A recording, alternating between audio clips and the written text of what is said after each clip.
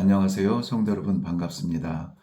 오늘은 153 성경 통독 제 111차 되는 날인데요. 오늘은 에스겔서 37장에서 43장까지 읽게 되는데 오늘은 어떤 줄기가 있어 굉장히 중요한 내용을 담고 있습니다. 어, 먼저 에스겔서 37장은 골짜기의 마른 뼈들을 우리 잘 아는 내용을 먼저 보게 되는데요. 결국은 그 뼈들의 회복을 통하여서 하나님께서 여호와 되심을 보여주죠. 그런데 이렇게 마른 뼈가 다시 회복이 되는 것을 시기, 질투, 방해하는 세력이 있으니 곧 공중 권세 잡은 자의 파송받은 세상의 세력들입니다. 네, 이러한 세력들은 강력하게 방해하고 그래서 하나님의 백성들이 회복에 굉장히 어려운 과정을 겪겠지만 그러나 분명 이 악의 세력은 영원한 승리를 맛보지 못합니다. 하나님께서는 성소의 회복을 보여주시면서 악의 세력의 멸망과 함께 성소가 회복될 것을 말씀합니다. 그리고 나서 이 성소의 외형과 그 다음에 성소의 내부를 같이 살펴주고 있는데요. 외형, 즉 조직과 주어진 사명, 내면, 즉 우리의 그 정체성 그리고 교회의 최종적인 사명을 이끌어가고 있는 내용이 오늘 전체적으로 우리가 살펴보아야 될 줄기입니다. 네, 그래서 오늘은 내용이 좀 길 수도 있고요. 제가 가능한 한 짧게 하려고 하겠지만은 예를 들면 어떤 40장 같은 경우는 조금 길어질 수도 있고요. 자, 그러면 먼저 에스겔서 37장 한번 펼치시고 내용을 먼저 보겠습니다. 너무나 잘 아는 내용이죠. 골짜기의 마른 뼈들, 그리고 그 마른 뼈들의 회생의 이야기입니다. 포로로 끌려가서 10년의 세월이 흐른 후에 점점 소망을 잃어버리고 이제는 소망이 없다. 이제는 여기에서 우리가 잘 적응해야 된다. 지금은 세상이 이러니 어쩔 수 없다. 옛날처럼 생각하면 안 된다. 등등 삶의 타협이 익숙해지고 있습니다. 회복에 대한 기대도, 약속에 대한 기억도, 감동도 점점 사라져 가고 습관적 존재가 되고 있죠. 그렇지만 마른 뼈들이 살아나서 군대를 이루는 것을 보여주는데요. 사실은 이 마른 뼈가 어떻게 생명이 되고 생명으로 존재 정도가 아니라 군대가 되느냐 하는 이 엄청난 미라가 살아나서 군대 되는 것, 이런 것들에 우리가 주목하기 쉬운데 하나님 입장에서는 그거는 그야말로 일도 아닌 거죠. 우리가 주목해야 될 것은 바로 이스라엘 백성들도 다시 생명으로 회복이 되어질 수 있음을 보여주는 그러한 메시지라는 것입니다. 이스라엘, 예루살렘, 포로로 끌려간 그 암담한 상황 속에서도 하나님께서 회복시키시겠다 작정하시는 그 약속된 때에는 반드시 회복시켜 주신다. 그러므로 지금 우리의 형편이 마른 뼈와 같은 소망 없는 보잘것없는 미약한 아무도 의지할 것 없는 그러한 골짜기의 뼈처럼 느껴진다 할지라도 살아계신 하나님을 믿는 믿음이 왜 중요합니까? 회복이 됩니다. 이 놀라운 역사를 위해서 선지자는 간절하게 무뎌진 백성들 마음에 간절하게 외치고 하나님의 영은 여전히 일을 하시죠. 15절 이후의 내용에 보면은 그때의 북이스라엘과 남유다가 하나가 될 것이다. 나라가 하나가 된다는 그런 의미나 남북이 통일이 된다나 그런 의미라기보다는 새로운 나라가 되겠죠. 이전에는 왕으로 인하여서 분리된 왕정시대의 분리라면은 이제 하나가 될 때에는 영원하신 왕 중의 왕 예수 그리스도를 머리로 하는 그러한 나라가 회복이 될 것입니다. 이러한 역사적인 사실들을 보면서 성경은 우리들에게 조심스럽고도 분명하게 말씀해주고 싶은 것이 있는데요. 그게 뭐냐면 아마 성도 여러분도 어렵지 않게 발견하셨을 줄로 믿습니다. 내가 여호와인 줄 알리라 하는 말씀입니다. 에스겔서 38장입니다. 마곡과 메색, 두발과 고멜 이 모두 야벳 즉 노아의 아들 셋이 있었죠. 셈, 함, 야벳 있었죠. 그 중에 야벳의 후손들인 것이죠. 그렇지만은 동일한 노아의 형제들로서 이 야벳의 후손들인데 이들 후손들 가운데 곡이라고 하는 이 곡은 성경에서 등장할 때에 그 우주적 악의 상징으로 나타나는데요. 곡의 지위를 받아서 하나님의 백성들을 침략하겠다고 그렇게 힘을 연합합니다. 연합 자체가 다 좋은 건 아니에요. 악한 연합이 있어요. 많이 모인다고 해서 그것이 힘이 된다면 그것은 하나님의 방법은 아닙니다. 일단 하나님의 방법은 숫자가 능력은 아니죠. 그런데 지금은 우리가 숫자의 능력의 유혹에 빠져 있습니다. 10보단 100이 좋고 100보단 1000이 좋고 네, 그런 것들이 좀 우리가 볼 수 있으면 좋겠어요. 자, 곡이라고 하는 이 공동체 정체불명이죠. 원근 각처에서 군대를 모아서 하나님의 백성들에게 전쟁을 감행하게 될 것입니다.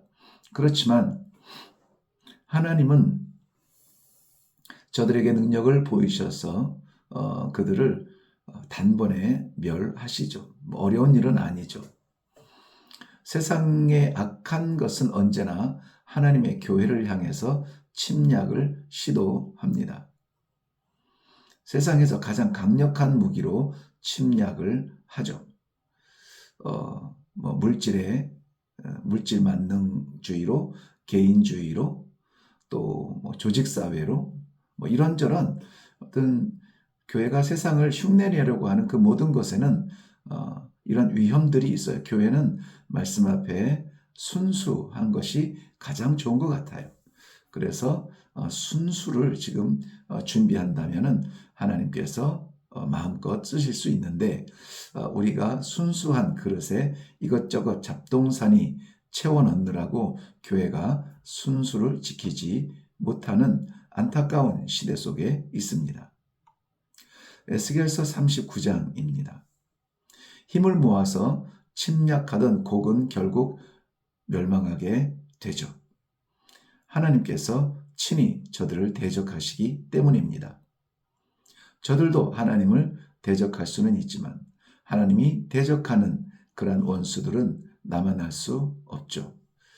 그들의 엄청난 준비를 보면 9절에 보면 이스라엘 백성들이 7년 동안이나 태워야 했을 만큼 그 흔적들을 태우는데 7년이 걸렸다는 이야기죠. 그 정도로 많은 걸 준비해서 달려왔지만 저들은 이 작은 예루살렘 저들이 얕보는 그 하나님의 백성을 넘어뜨리지 못합니다. 뿐만 아니라 많은 시체를 치우고 청소하는 일만으로도 7달이나 걸렸다고 합니다. 7은 우리 완전수라고 하니까 완전 청결을 위하여서 힘썼다는 그러한 느낌도 와 닿네요. 그 현장을 설명하는 선지자는 차마 읽기도 어려운 현장을 기록하고 있습니다. 우리가 회개하며 돌아왔을 때에 그 삶의 찌꺼기 버려야 되는 그 부끄러움들은 아마 더하지 않을까요? 21절 이후에 보여주시는 회복의 아름다운 모습. 엄격하게 대비가 되고 있는데요. 그의 백성을 돌아오게 하시며 사랑을 베푸시며 평안히 거주하게 하시고 뉘우치는 죄를 용서하여 주십니다. 그리고 많은 민족이 보는 데서 하나님의 거룩을 나타내실 것입니다. 여호와의 말씀입니다. 힘을 모았던 악은 멸망하고 위기에 몰렸던 하나님의 백성 선은 최종적으로 하나님의 거룩을 나타냅니다. 에스겔서 40장입니다. 40장부터 보여주시는 이 환상, 굉장히 중요한 환상인데요. 뭐냐면 37장에 그 살아난 마른 뼈들이 큰 군대를 이루잖아요. 그리고 이스라엘이 연합하여 하나가 되어서 이루는데, 이것을 우리는 하나님의 공동체, 즉 성전의 모습, 그리고 그들이 살아가는 그 절기들, 그리고 이것을 지키는 제사장과 백성들, 이 모든 것을 다 보여주고 있습니다. 결국 하나님께서 회복하실 그의 나라는 1차적으로는 회복될 예루살렘 성전의 소망을 보여줍니다. 그러나 나아가서 예루살렘뿐만이 아니라 이 지상에서 예루살렘이라는 지역에 제한되지 않고 독특한 새로운 나라, 말씀드린 것처럼 성소로부터 흘러나온 생명수로 말미암아 살아난 백성들, 즉 내가 주는 물을 마시는 자는 영원히 마시지 아니하리라. 결국 최종적으로 하나님의 통치가 이루어지는 예수 그리스도를 통한 하나님의 나라의 회복으로 대단원의 막을 내리게 됩니다. 선지자의 사명은 이것을 눈으로 보고 귀로 듣고 마음에 받게 됩니다. 그리고 그것을 선포하는 거죠. 하나님께서 보여주신 회복될 성전은 그래서 선지자가 눈으로 본 것처럼 우리도 눈으로 볼 수 있어야 합니다. 그렇지만 외형적인 건축물을 설명하고자 보여주신 것은 아니죠. 그 안에는 상징을 담고 있는데요. 그 상징을 간단하게 정리해 보면 이렇습니다. 먼저 6절에 동쪽을 향한 문이 있다고 그랬죠. 동쪽은 태양이 떠오르는 곳입니다. 즉 어두움이 지나고 태양이 떠오르며 새로운 날이 열리듯이 이것은 소망의 문이라. 어디에요? 성전에 소망의 문이 있다는 것입니다. 뭐니 해도 우리의 소망은 성전에 있습니다. 성전에서 시작이 되죠. 네, 왜냐하면 성전에서의 예배, 그리고 나눔, 그리고 말씀과 기도, 이런 것들이 우리의 저력이 되기 때문에 그렇습니다. 층계에 그 문에 이르렀다고 했죠. 밑에서 이 계단을 따라서 올라가는 모습은 신앙의 성숙함, 자람, 방향성을 이렇게 보여준다고 합니다. 그리고 7절과 10절에 보면 문지기 방들이 동일한 규모로 방들이 준비되어져 있습니다. 이것은 동일한 규모의 방, 굳이 이렇게 설명한 것은 주의 일을 하는 종들의 차별 없는 사역을 말합니다. 그리스도를 머리로 한 우리 모든 믿음의 공동체 안에는 사역에는 차별이 있으면 안 됩니다. 차별이 아니라 구별은 있을 수 있죠.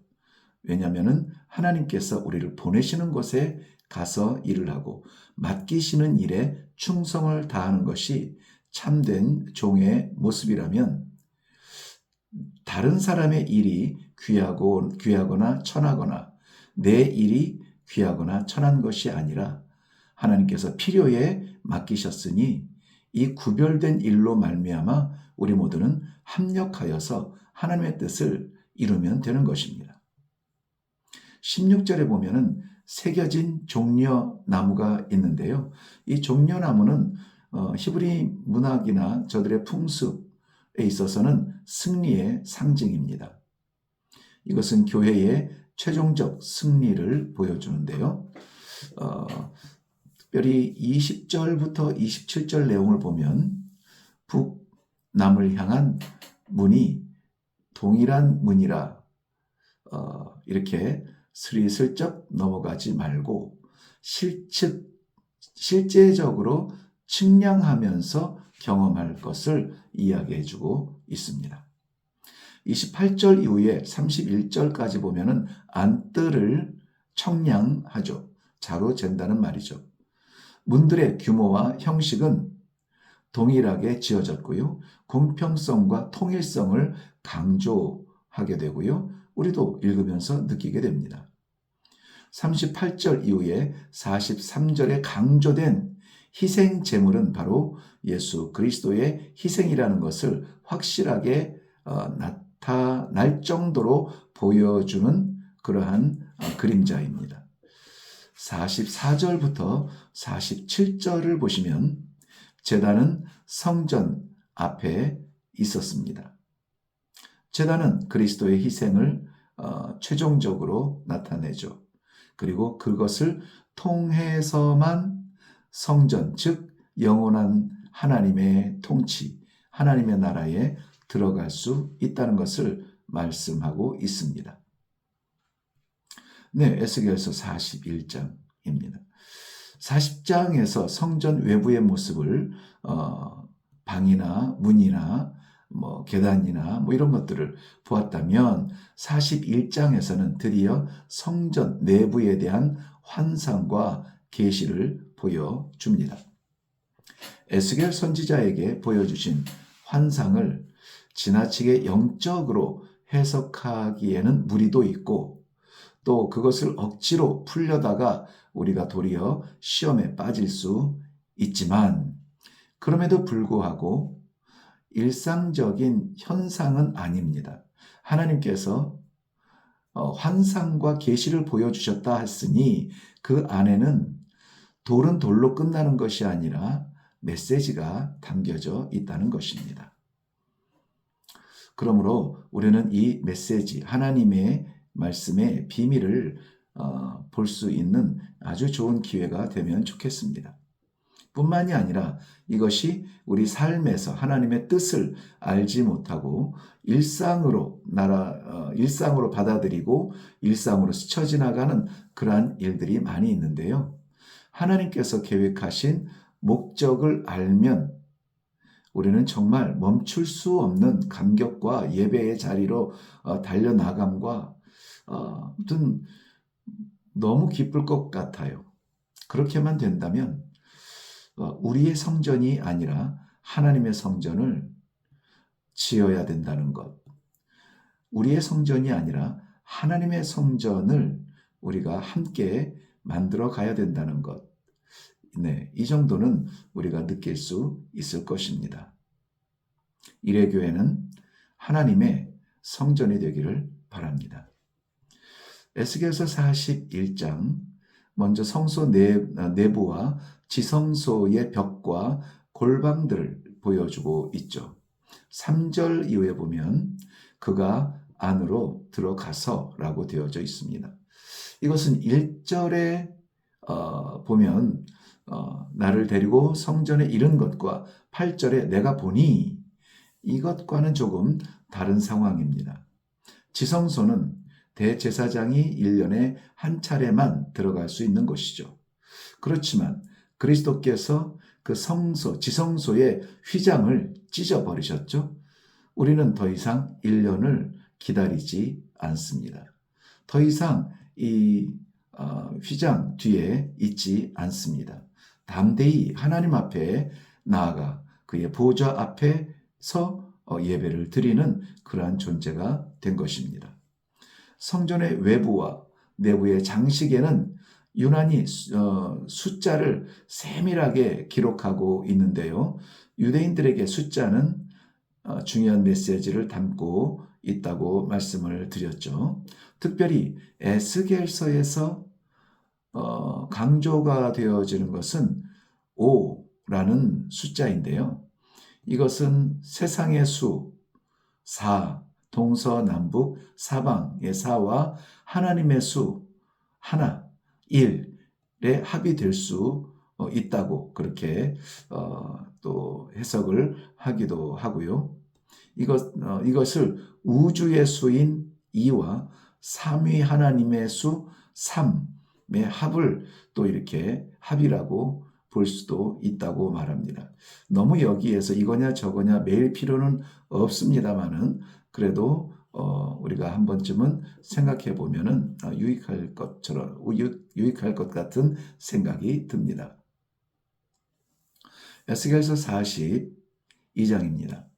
먼저는 성전의 제사장들을 위한 방들에 대한 계시죠. 제사장들은 구별된 사람들입니다. 제사를 위해 구별된 공간과 또한 이 청결을 위한 보호가 필요한 사람들이죠. 제사장들은 제사를 섬기다가 구별된 방에서 잠시 휴식을 취합니다. 그리고 허락된 음식을 제물을 먹으면서 거룩한 의복을 또 갈아입기도 하죠. 소제나 속건제 같은 제물을 보관하기도 합니다. 그리고 성전의 담을 측량하는데요. 담은 보호를 상징하죠. 보호는 거룩을 지키기 위한 보호일 것입니다. 성전의 거룩, 우리의 거룩 지키지 않으면 안 됩니다. 여전히 우리의 간절한 기도가 필요한 내용입니다. 성령의 지키심과 보호하심으로 우리에게 허락하신 거룩을 지켜 나갈 수 있도록 능력을 구해야 할 것입니다. 네, 에스겔서 43장입니다. 정말 감격스러운 부분은 4절에 보면 여호와의 영광이 동문을 통하여 성전으로 들어가고, 네, 이것은 성전의 영광이고 감격입니다. 네, 동문의 의미를 우리는 살짝 살펴보았었는데요. 건물이나 치장이 좋은 것이 아니라 여호와의 영광이 있는 곳, 그것이 동문을 통해서 들어왔다. 우리의 소망은 교회에 무엇으로 채워져야 되느냐? 사람으로 채울 것이냐? 물질로 채울 것이냐? 큰 건물로 채울 것이냐? 그것들은 우리를 즐겁게 할지 모르겠지만 우리가 기도해야 될 우리의 제단을 채우는 것은 하나님의 영광입니다. 예배드리는 자리자리마다, 사역하는 자리자리마다 하나님의 영광이 충만하기를 우리는 기도하고 힘써야 할 것입니다. 우리의 성전에 대한 소망은 무엇입니까? 성전에 대해서 어떤 바람이 있습니까? 다시 말씀드리지만 여호와의 영광이어야 합니다. 그 소망을 통해서 이루어질 완전한 교회, 건강한 성도, 우리는 승리의 면류관을 쓰게 될 것입니다. 성전이나 교회에 하나님의 영광이 이루어진다면 그때는 무엇을 하여도 하나님의 영광을 위해서 하게 될 것입니다. 그러한 성도와 교회가 이레교회입니다. 그러기 위해서 번제단의 제사가 이루어져야 되는 것을 오늘 볼 수가 있죠. 네, 하나님의 말씀은 이렇게 놀랍습니다. 우리가 꿈꾸는 하나님의 영광이 넘치는 그러한 믿음의 공동체의 회복, 그 바람에서 끝나는 것이 아니라 그것을 이루기 위하여서 번제단의 제사가 이루어지는 방편까지도 알려주시는데요. 손쉽게 돈으로 대치할 제단이 아니라 번제단이랍니다. 번제단은 회개의 제단입니다. 그래서 드려지는 것이 바로 속죄제, 죄를 속하는 제사. 오늘날의 현대의 교회는 이 부분을 생략하고 27절에 감사제만 드리고 싶어 합니다. 감사. 그것은 8일째, 제7일에 속죄제를 드리고 나서 8일째 드리는 게 뭐냐? 감사제예요. 속죄제를 건너뛰고 감사제는 의미가 없는 것이죠. 네, 우리가 최종적인 영원한 감사의 찬송을 부르기 위해서는 예수 그리스도께서 보여주신 그 어린 양의 속죄제로서 드려진 그 모습을 본받아 나도 얻고 누리기보다는 드려지고 나눠지고 하나님께서 쓰실 수 있는 태워지는 존재가 되어서 하나님 앞에 산 제물로 드려진다면 이것이 하나님이 기뻐하시는 영적 제사라. 네, 오늘도 우리는 그것을 위해서 이 말씀을 통독하고 있는 것입니다. 아무쪼록 성도 여러분, 가정과 교회 모든 자리에서 하나님의 영광이 넘치는 그러한 최종적 아름다움이 충만하기를 바랍니다. 오늘도 수고하셨습니다.